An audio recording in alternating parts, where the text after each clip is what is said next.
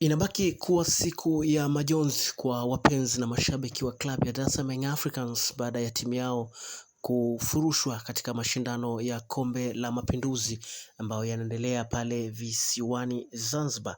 Dar es Salaam Young Africans ilianza mashindano kwa kushuka dimbani kuwakabili Jamhuri FC ya visiwani hapo Zanzibar, na Young Africans waliibuka na ushindi wa magoli 5-0.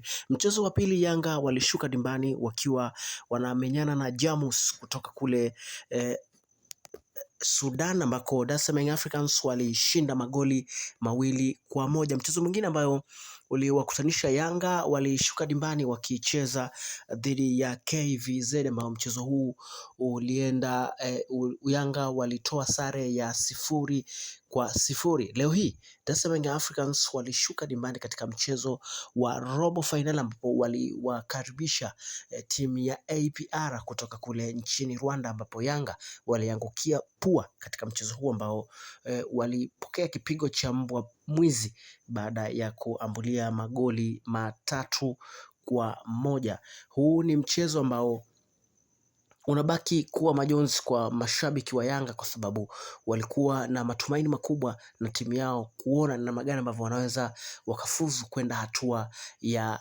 nusu fainali ya mashindano haya.